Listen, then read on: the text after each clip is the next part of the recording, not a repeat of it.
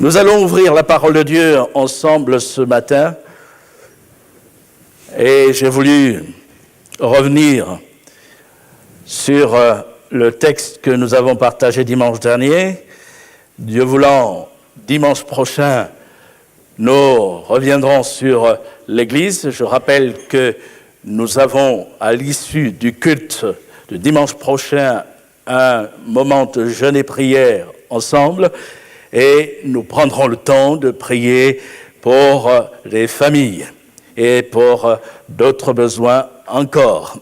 Et la semaine dernière, je disais que j'avais voulu poursuivre sur l'Église, le partage sur le parallèle entre l'Église et la construction du temple. Mais le Seigneur avait mis sur mon cœur, dans la nuit même, ce texte que nous avons lu et que nous allons relire. J'y reviens parce qu'il y a certains points que je n'ai pas pu développer la semaine dernière, laissant davantage place au moment de prière que nous avons eu à la fin. 2 Rois chapitre 2. Et nous lisons à partir du verset 1er.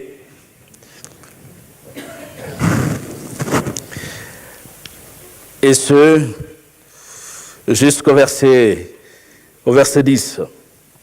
Il est dit ceci: lorsque l'Éternel fit monter Élie au ciel dans un tourbillon, Élie partait de Gilgal avec Élisée.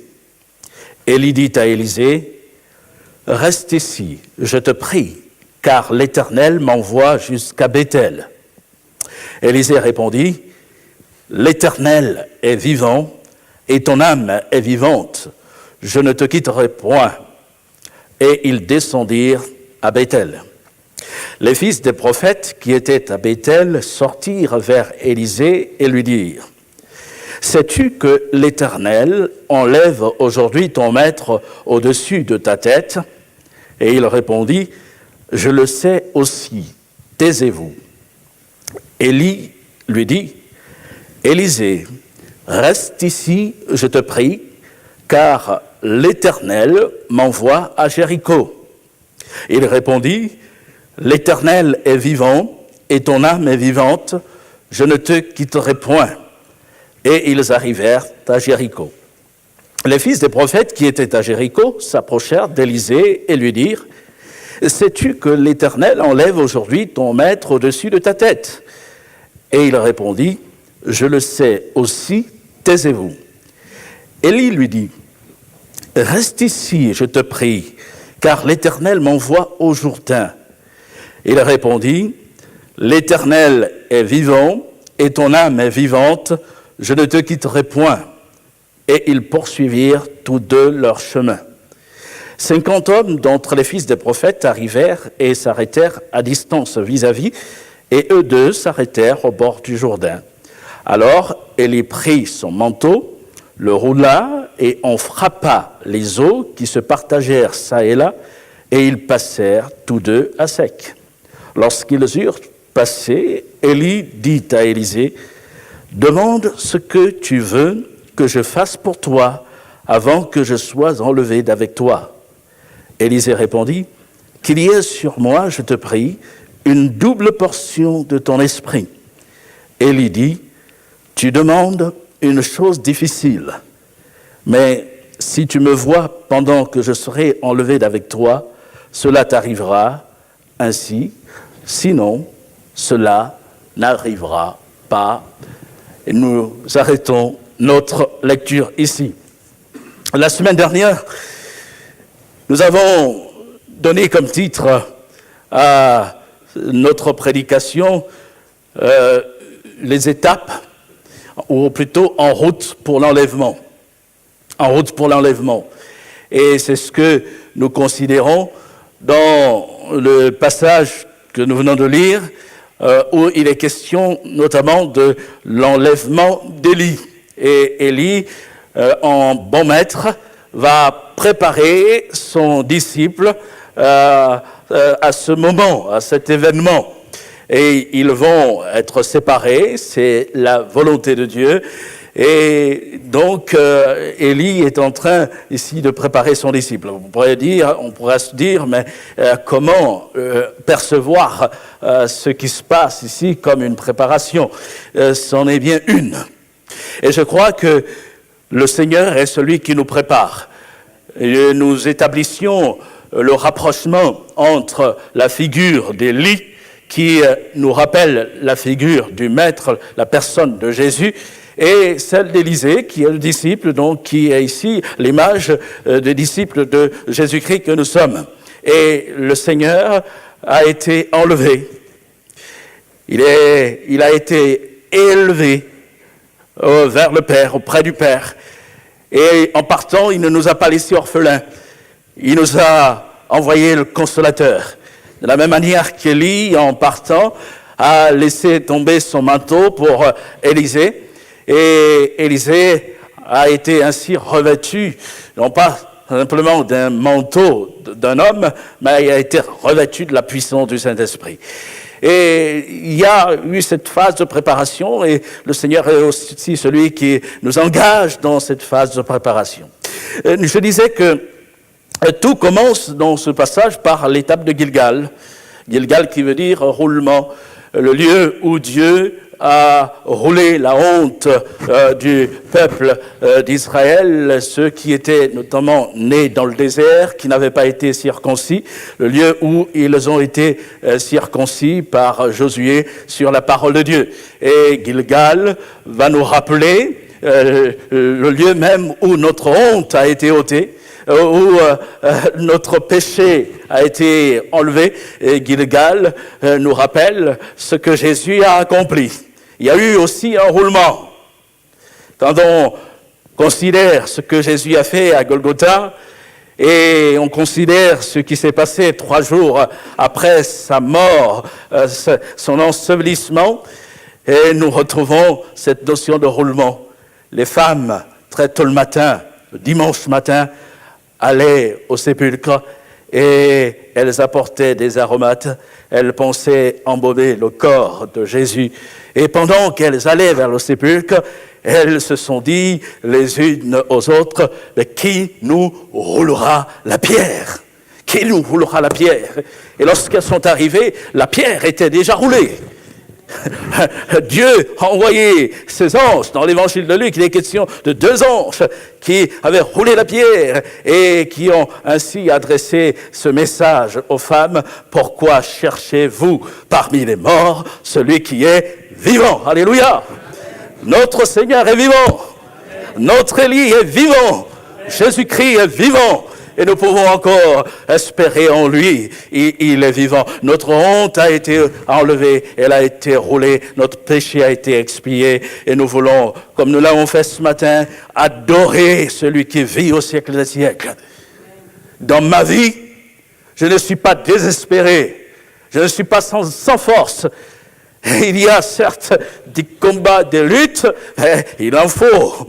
Mais dans toutes ces choses, nous sommes plus que vainqueurs. Par qui? Par celui qui nous a aimés. Alléluia. Et nous voulons repasser ces paroles, ces promesses dans notre cœur, car elles seront notre force pendant la marche. Et si celle-ci connaît des détours, car rappelons-le, Gilgal était beaucoup plus près du Jourdain, et on voit que plutôt que d'envoyer son serviteur tout de suite vers le Jourdain, le Seigneur l'envoie à Bethel, vers l'ouest du pays, pour le ramener à Jéricho, et ensuite pour l'envoyer vers le Jourdain, traverser le Jourdain. Et nous disions que le Seigneur ne va pas forcément nous préparer un chemin bien droit. Il y aura des détours, mais cela fait partie aussi de l'enseignement qu'il veut nous communiquer, même par bien des détours. Et nous voulons apprendre à demeurer fidèles et à nous attacher au Seigneur. Amen. Alors je ne sais pas quel est le détour que tu connais dans ta vie qui t'amène à fournir bien des efforts, à te dire peut-être je n'y arriverai pas. Ben, sache que tu n'es pas seul, le Seigneur est là. Élisée n'était pas seul, Élie était avec lui. Et notre Seigneur sera toujours avec nous. Je ne voudrais pas revenir sur tout ce que nous avons dit dimanche dernier, mais je voudrais mettre un peu plus d'accent sur les étapes de Béthel, de Jéricho. On parlera aussi un peu du Jourdain. Béthel, disais-je la semaine dernière, c'est l'étape qui va évoquer l'épreuve du Maître envers son disciple. C'est dans la perspective du voyage en direction de Béthel qu'Élie va dire à Élisée, « Reste ici, je te prie, car l'Éternel m'envoie jusqu'à Béthel, jusqu'à Jéricho, jusqu'au Jourdain. » Et Élisée va réaffirmer son attachement à son maître. L'Éternel est vivant, ton âme est vivante, je ne te quitterai point. Il y a des moments où le maître nous éprouve. Et d'ailleurs, Jésus nous a prévenus, vous aurez beaucoup de tribulations dans le monde. Mais il dira, mais prenez courage, car j'ai vaincu le monde. Vous aurez beaucoup de tribulations, la route ne sera pas facile, la relation avec moi, votre vie de piété occasionnera bien des oppositions, de malentendus, de luttes et même des souffrances. Mais prenez courage. Et nous voulons dire, comme Élisée, l'Éternel est vivant. Ton âme est vivante. Je ne te quitterai point. Nos épreuves ne doivent pas nous amener à rompre la communion avec le Maître. Béthel veut dire maison de Dieu. C'est la maison de Dieu. Et Élisée est en train de dire à Élie, si tu vas à Béthel, j'irai à Béthel. Tu es à Béthel, je suis à Béthel. Tu es à Jéricho, je suis à Jéricho. Tu traverses le Jourdain, je traverse le Jourdain avec toi. L'Éternel est vivant, je ne te quitterai point. C'est une ferme résolution. Et je vois dans cette parole d'Élisée, dans toute sa démarche, l'attachement au Maître, mais aussi l'expression d'une communion préservée avec le Maître. Malgré l'épreuve, une communion sauvegardée, préservée. Et nous sommes appelés à préserver notre communion avec le Seigneur. Qu'elle soit intacte dans notre marche, dans notre relation. Oui, la maison de Dieu. Nous ne sommes pas appelés à quitter la maison de Dieu. Nous sommes appelés à persévérer dans la maison de Dieu. Vous comprenez que la maison de Dieu, je parle non pas d'un bâtiment, mais je parle de la communion de ceux qui sont des pierres vivantes et qui constituent le temple spirituel, le temple de Dieu, cette maison spirituelle, cet édifice spirituel. Demeurer en communion avec le Maître, parce que c'est lui qui bâtit la maison, elle est à lui, l'Église est à lui, et demeurer aussi en communion avec ceux qui sont véritablement attachés au Maître. Et donc, les épreuves que j'ai subies ne doivent pas m'amener à me détacher du Maître et non pas à me détacher non plus de la communion de l'Église de Jésus-Christ. David connaissait l'importance d'être attaché au Seigneur. Et dans le psaume 26, verset 8, il peut adresser cette prière à Dieu éternel. J'aime le séjour de ta maison, le lieu où ta gloire habite. Le séjour de ta maison.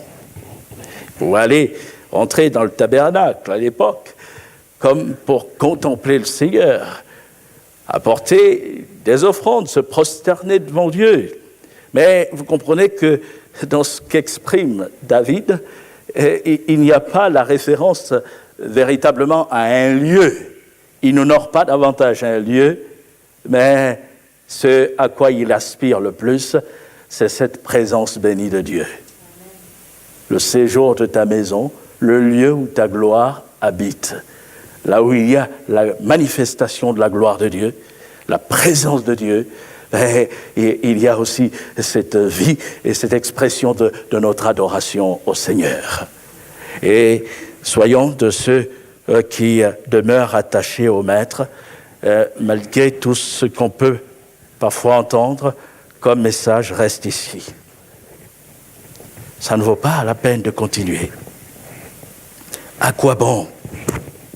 Regarde, ceci ne va pas. Ben, tu peux t'arrêter là. Ben, envoie tout balader. Et permettez-moi l'expression, hein? On l'emploie souvent. Tu peux tout envoyer balader. À quoi bon? Ben, mais non, je veux dire, non, je ne reste pas ici. Et quand on considère certaines personnes qui ont connu des épreuves, on relève que, d'une certaine manière, celles-ci ont aussi entendu ce reste ici. À quoi bon continuer? On parle souvent de Job, ses épreuves. Et je perçois dans le message de sa femme ce reste ici. Vous savez qu'au sein même de la tourmente, sa femme a pu lui dire « Maudit Dieu et meurs !» Entendons par là, finissons-en, Job. Tu souffres tellement. Pourquoi persévérer? Pourquoi demeurer ferme dans ton intégrité? Maudit Dieu, meurs, finissons-en. C'est ce reste ici. Arrête-toi là. Et Job de répondre, tu parles comme une femme insensée. Et la réponse de Job réaffirme aussi son attachement à Dieu. Maudire Dieu, mais c'est inconcevable. Non, je m'attacherai et je demeurerai à lui. Et je préserverai ma communion avec lui. Et c'est ce même Job qui, à la fin, peut bénir le Seigneur. Mon oreille avait entendu parler de toi. Mais maintenant, mon œil t'a vu. Alléluia. Dieu est fidèle. Dieu l'a relevé. Dieu l'a consolé. Dieu l'a guéri. Et Dieu a fait de lui même un intercesseur en faveur de ses amis qui pourtant l'ont accusé, l'ont accablé. Et ainsi, il a vu la fidélité de Dieu. Job n'a pas abandonné. Élisée ne s'est pas résolu à demeurer à Gilgal, mais il voulait être là où le Maître était, là où le Maître se trouvait. Et puis, on pense aussi à Jésus. Jésus qui, à un moment, va se tourner vers ses disciples, les mettant aussi à l'épreuve. Quand on lit Jean chapitre 6, à partir du verset 66, il est précisé qu'à partir d'un moment, dès ce moment-là, plusieurs de ses disciples n'allèrent plus avec lui. Plusieurs de ses disciples l'ont abandonné, l'ont quitté, en disant « cette parole est dure, et qui peut l'écouter ?» Et Jésus de se retourner vers les 12 et de leur dire « Et vous, ne voulez-vous pas aussi vous en aller ?» Le Maître pose la question, il éprouve ses disciples. Et à leur manière, par l'intermédiaire de Pierre, on voit aussi cette réaffirmation de leur attachement au Maître. Pierre qui répond, « Seigneur, à qui irions-nous? À qui irions-nous? Tu as les paroles de la vie éternelle. Et nous avons cru. C'est en toi que j'ai cru. Nous avons connu que tu es le Christ, le Saint de Dieu. Oui, à qui irions-nous? En fait, si on réfléchit bien dans notre vie, si on nous enlève Jésus, qu'avons-nous? Si on enlève Jésus, je n'ai plus rien, je suis perdu. À qui irions-nous? Tu as les paroles de la vie éternelle. Oui, Seigneur, je veux m'attacher à toi. je veux demeurer en toi. Je veux vraiment que toute ma vie, mon cœur soit à toi. Gloire au Seigneur. Oui, nous avons pris un engagement à le suivre et nous voulons demeurer dans sa présence. Il est le temple, le tabernacle de Dieu qui a été dressé, qui est venu habiter parmi nous. Et nous voulons être en lui, cachés en lui, et préserver notre communion avec lui. Amen. Gloire au Seigneur. Il y a l'étape de Jéricho.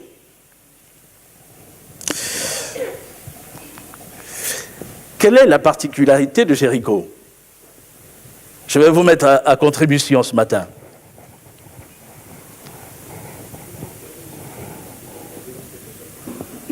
Oui.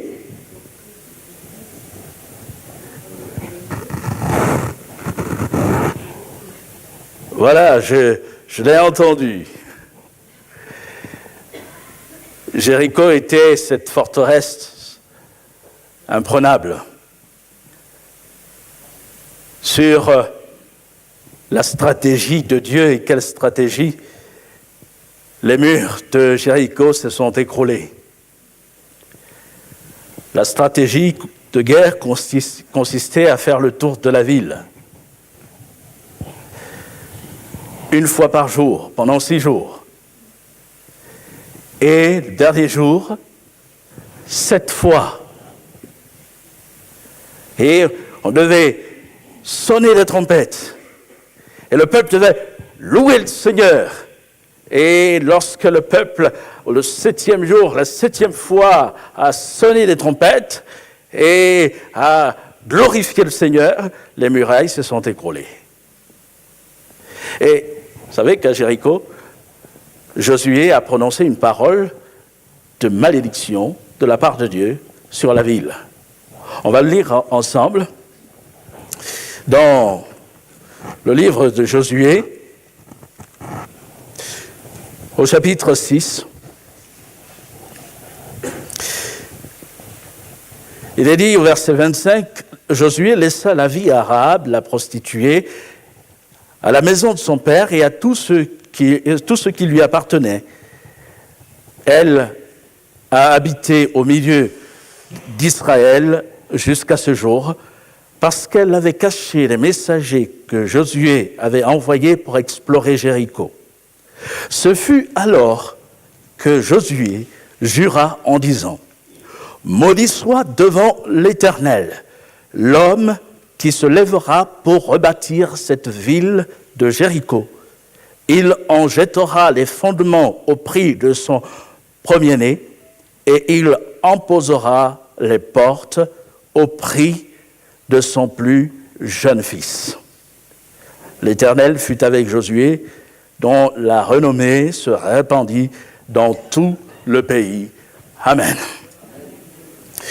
Jéricho ne devait pas être rebâti. Et c'était une parole que Josué avait prononcée de la part de Dieu. Or, nous voyons ici que du temps d'Élisée, la ville est rebâtie. Donc quelqu'un s'est levé pour la rebâtir. Et quand on considère ce que le texte, la Bible précise, nous nous rendons compte que du temps d'Élisée, la ville venait à peine d'être relevée, d'être reconstruite.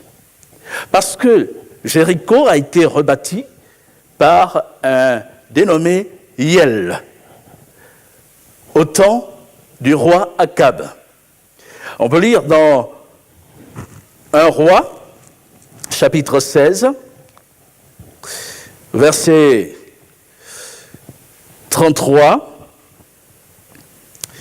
Il est dit ceci, lisons même à partir du verset 32, il est question d'Akab, il est dit « Il éleva un autel à Baal dans la maison de Baal qu'il bâtit à Samarie, et il fit une idole d'Astarté. Akab fit plus encore que tous les rois d'Israël qui avaient été avant lui pour irriter l'Éternel, le Dieu d'Israël. De son temps, Hiel de Béthel bâtit Jéricho, il en jeta les fondements au prix d'Abiram, son premier-né, et il en posa les portes au prix de Ségub, son plus jeune fils, selon la parole que l'Éternel avait dite par Josué, fils de Nun. Il y a quand même quelque chose qui nous interpelle ici. Ce qui m'interpelle. Et je me suis posé la question suivante.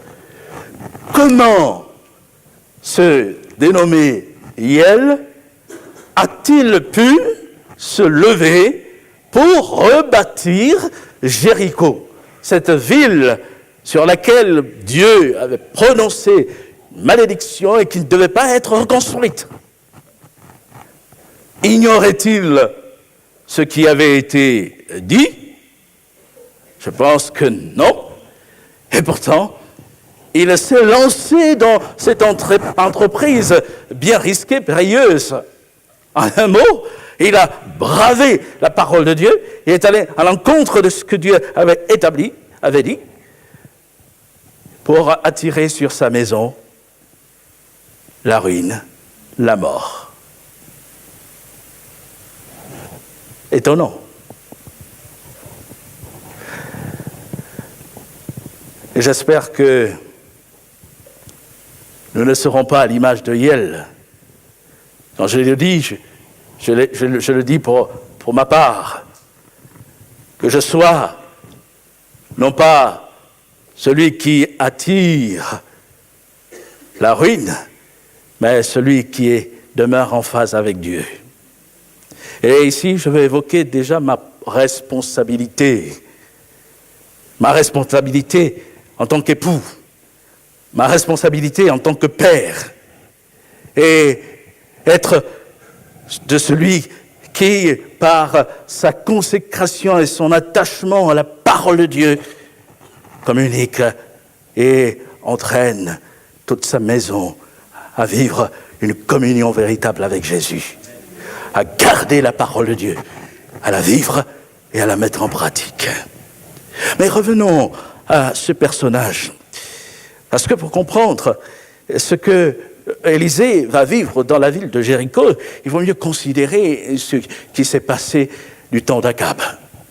La ville va être rebâtie. Et Hiel était curieux de considérer la signification. Hiel veut dire Dieu vit, ou la vie de Dieu. Un homme qui porte un nom aussi beau va aller à l'encontre de ce que Dieu a dit. Il doit être en phase avec la parole de Dieu parce qu'il porte le témoignage de la parole de Dieu sur lui. Et c'est ce Hiel qui va désobéir à la parole de Dieu. Abiram, son fils premier-né, Abiram, vient de Abba, père, Hiram, élevé, exalté. Mon père est exalté. Et j'ai regardé la signification de Ségub, et là j'ai été aussi étonné. Ségub porte en partie le même sens qu'Abiram, puisque Ségub veut dire exalté. Et en rebâtissant la ville de Jéricho, celui qui s'appelle Hiel, Dieu vit, va perdre Abiram, son fils, et va perdre Ségub, deux de ses fils. Et en considérant ces choses, je me suis dit qu'effectivement, lorsqu'on rebâtit ce que Dieu a détruit, lorsqu'on repart vers le passé pour le relever, le revivre, le considérer, l'appliquer à sa vie, alors l'adoration est comme rompue. On ne peut plus exalter le Père. Et il y a cette rupture de communion avec le Seigneur. Avec le Seigneur. Nous voulons être de ceux qui considèrent plutôt le Seigneur, dans sa grâce et dans sa bonté, le jugement de Dieu avait été prononcé sur Jéricho. Et la ville ne devait pas être rebâtie. Elle était en ruine. Telle était la volonté de Dieu. Un jugement porté sur l'idolâtrie. Et à Jéricho, on adorait Astarté, déesse de la fécondité. Les hommes attribuaient à Astarté la vie, le fait de transmettre la vie, alors que la vie est du ressort de Dieu seul. Et nous voulons considérer cela, l'appliquer à notre propre personne. Je ne veux pas rebâtir ce que le Seigneur a déjà détruit dans ma vie. Revenir à mon passé, m'attacher au passé. Mais je veux avancer dans ma marche avec le Seigneur et considérer cette œuvre belle que Christ a accomplie pour moi, que Jésus a accomplie dans ma vie. Et il y a une deuxième particularité, lorsqu'on évoque Jéricho, la ville est rebâtie. Jéricho est la ville des palmiers. Elle offrait un beau cadre. Et du temps du prophète Élisée, c'était un cadre agréable lorsqu'on considérait la ville dans ce qu'elle offrait, sur l'aspect de sa construction, mais aussi, comme je disais, c'est la ville des palmiers sur l'aspect de l'esthétique. Dans 2 Rois, chapitre 2, verset 19, nous lisons ceci. Les gens de la ville, donc de Jéricho, dirent à Élisée, « Voici le séjour de la ville est bon, comme le voit mon Seigneur. Mais les eaux sont mauvaises et le pays est stérile. » Il dit, « Apportez-moi un plat neuf et mettez-y du sel. » Et ils le lui apportèrent. Il alla vers la source des eaux et il y jeta du sel et dit, « Ainsi parle l'Éternel, j'assainis ces eaux, il n'en proviendra plus ni mort, ni stérilité. » Et les eaux furent assainies jusqu'à ce jour, selon la parole qu'Élisée avait prononcée. Et nous pouvons dire, Alléluia, gloire à Dieu. Et nous voyons ici toute la miséricorde de Dieu, la compassion de Dieu. Les gens sont dans un cadre agréable. Mais il y a dans ce cadre agréable la mort. Les eaux sont mauvaises. Le pays est stérile. Et lorsqu'Élisée assainira les eaux, il dira, il n'en proviendra plus ni mort, ni stérilité. Et Dieu va changer la malédiction en bénédiction. Dieu est celui qui fait grâce. Et il aura compassion de ces gens qui habitent Jéricho. Et ainsi, la vie de Dieu, des eaux vont pouvoir couler et procurer la vie. Et je n'ai pu m'empêcher ici, en considérant l'aspect typologique du texte, je n'ai pu m'empêcher de faire le rapprochement avec ce que Jésus est venu faire, lui qui a porté la malédiction sur lui, pour que la vie de Dieu nous soit accordée et que la mort soit ôtée. Il a ôté notre mort et il nous transmet la vie. Il est question ici d'un plat. C'est quand même curieux. Élisée va demander qu'on lui apporte un plat, un récipient, un vase. Et quand on considère la parole de Dieu, lorsqu'il est question de typologie, le vase évoque la nature de l'homme. Mais souvent associé à un vase que Dieu a formé, que Dieu façonne. Mais il dit un plat neuf. Et il dit, mettez-y du sel. Et avec ce plat, contenant le sel, Élisée remonte jusqu'à la source des eaux, et c'est ainsi qu'il va, de la part de l'Éternel, assainir les eaux. Oh, ce plat, permettez-moi de faire le rapprochement. Voilà, j'entends Christelle dire Jésus. Et je suis d'accord avec elle. Jésus, un plat neuf. On dira celui qui est devenu homme, mais l'homme parfait, l'homme sans tache. Et tout à l'heure, notre frère Éric a lu dans le texte de la Sainte Seine, ce texte de Matthieu 5, 13, où Jésus dit « Vous êtes le sel de la terre ». Mais si le sel perd sa saveur, avec quoi la lui rendra-t-on? Il ne sert plus qu'à être jeté dehors et foulé aux pieds. Mais cette parole qu'il a prononcée, c'est Jésus lui-même. Et il le dit à qui? À ses disciples. Jésus qui nous regarde comme le sel. Le sel qui a de la saveur. Le sel qui va assainir les eaux. Et on voit la main d'Élisée jetant le sel à la source des eaux. Et ce sel va être emporté par les eaux, à se dissoudre dans l'eau. Le monde est comme des eaux. Le monde dans lequel nous vivons est comme des eaux, mais des eaux qui ne fournissent pas la vie. Le monde ne peut pas nous procurer la vie avec Dieu. Mais au sein de ce monde, il y a du sel. Il y a chacun d'entre nous. Et Jésus dit, vous êtes le sel de la terre.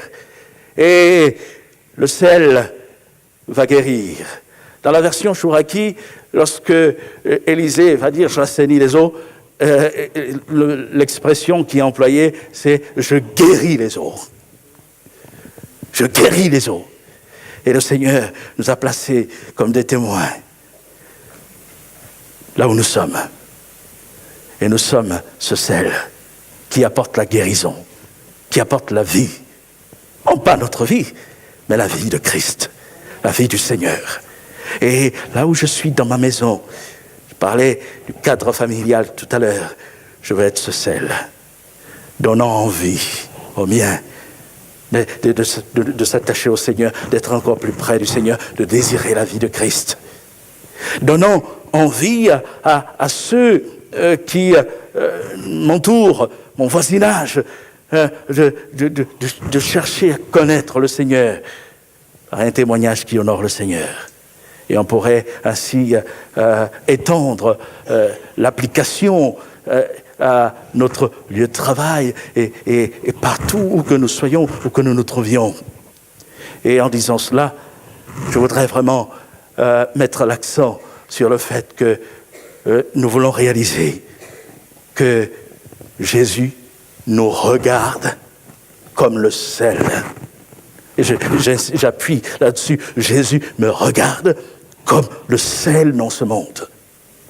Et je suis porteur de ce témoignage de la grâce et qui va susciter ce désir chez les autres de s'approcher de lui. C'est ainsi qu'il me regarde. Et en disant cela, je voudrais aussi mettre l'accent sur le fait que ce témoignage ne doit pas être conservé, il ne doit pas être tu, mais il doit être répandu. Il doit se répandre. Christ doit être révélé. Christ doit être annoncé.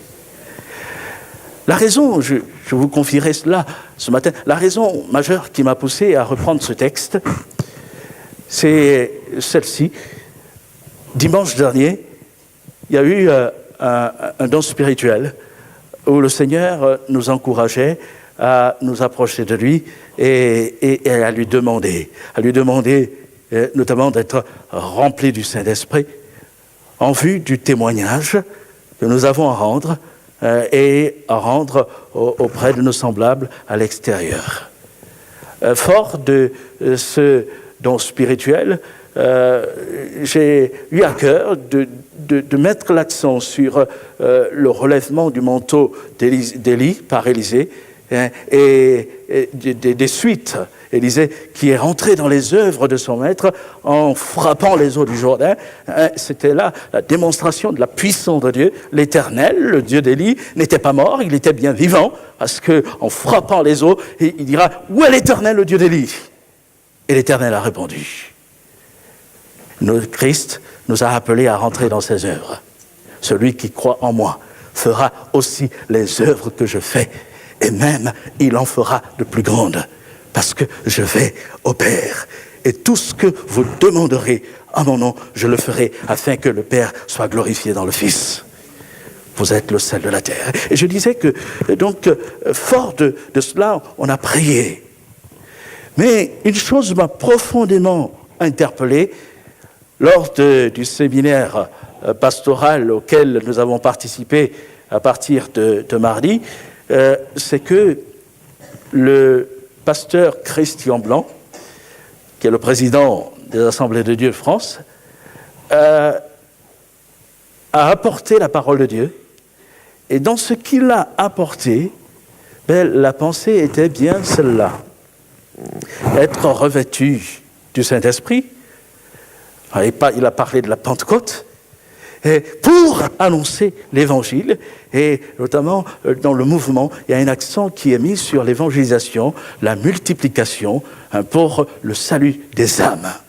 Et il est revenu sur ces choses, et en prononçant des paroles précises qui avaient été apportées ici dans le don spirituel.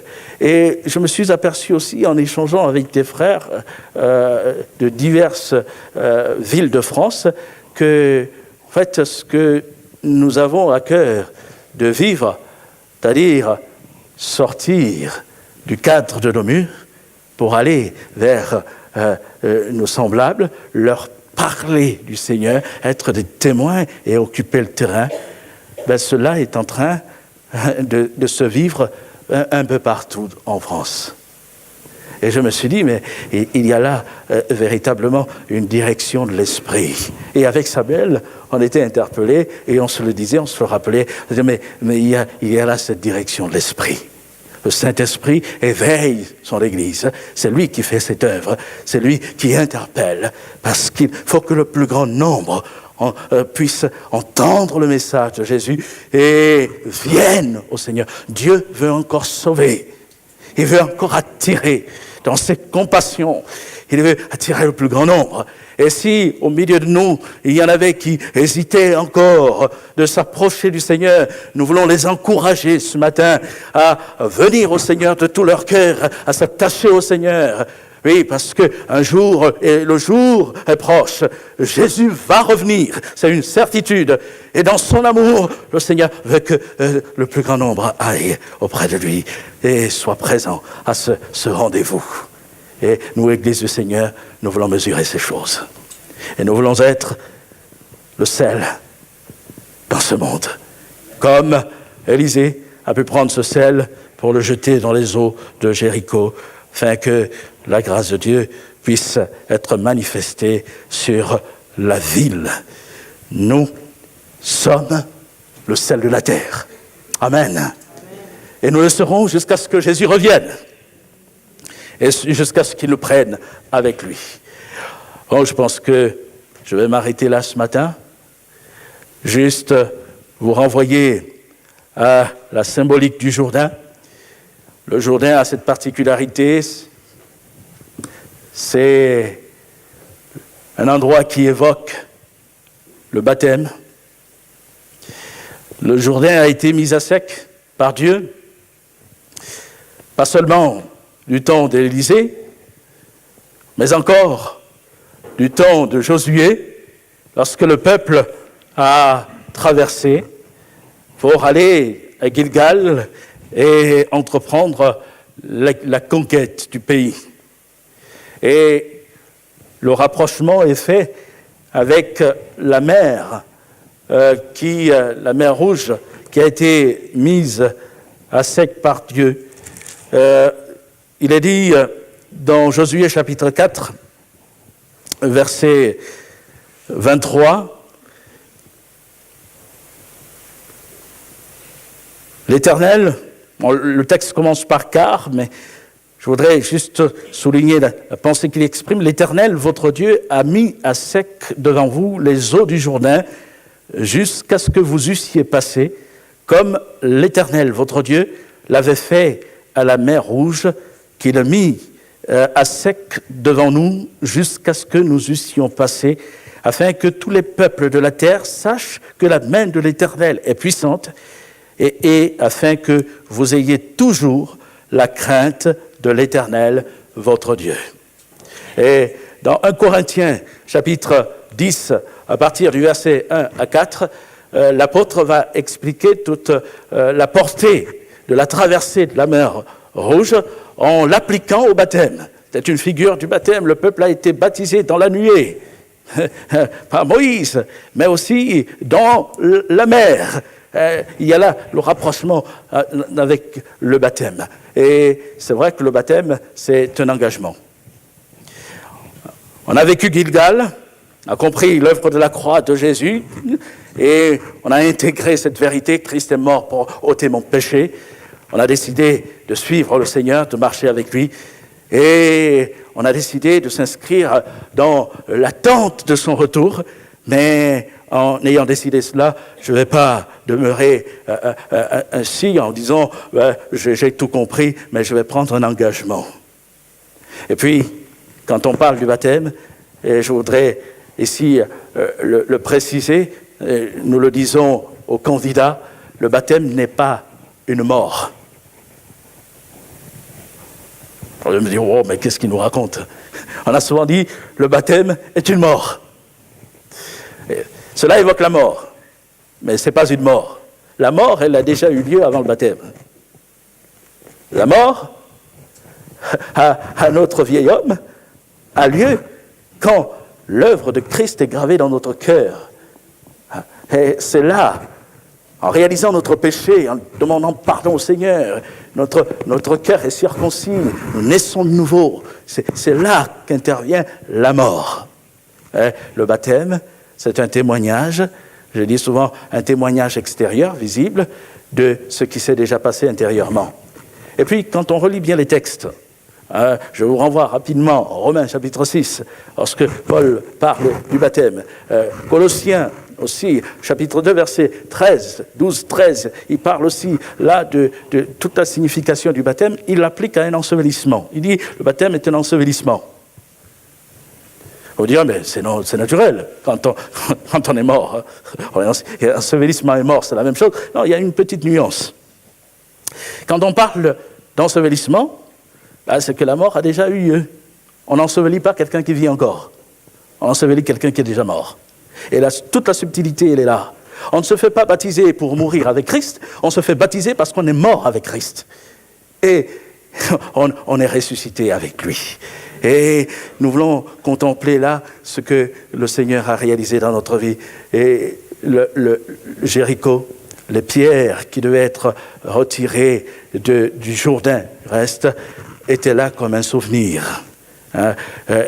Josué dira, afin que vous ayez toujours la crainte de l'Éternel. C'est-à-dire que ce que l'Éternel a fait, nous avons traversé le Jourdain. Et dans ma vie, j'ai pris cet engagement parce que Christ est mort, ressuscité pour moi. Mais cet engagement, je veux l'honorer devant le Seigneur. Je me suis engagé à le suivre, non pas pour un temps, non pas pour quelques jours, quelques semaines, des mois, des années, mais je lui ai donné ma vie pour toujours. Et je veux me tenir à cet engagement jusqu'à ce que le Seigneur revienne. Que ce matin encore, par sa parole, le Seigneur nous fortifie. Le Seigneur a œuvré dans notre cœur en nous donnant de réaliser toute la teneur de ce que Jésus accomplit. Il nous a introduits dans une communion certaine avec lui. Nous sommes à Bethel, avec lui, la maison de Dieu. Nous sommes gens de la maison de Dieu. Et puis, dans ce monde, il y a aussi un témoignage à apporter. Tout en étant à Bethel, il y a la réalité de Jéricho autour de nous, parce que nous sommes témoins de Christ, et l'évangile doit retentir encore. Et puis, dans le témoignage que nous avons dans notre marche avec le Seigneur, n'oublions pas que nous avons pris un engagement avec lui à le suivre pour toujours, jusqu'à ce qu'il vienne nous prendre, afin que là où il est, nous y soyons aussi. Et que notre cœur soit attaché au Maître et toujours à lui. Et nous disons Amen à cela. Gloire à Dieu.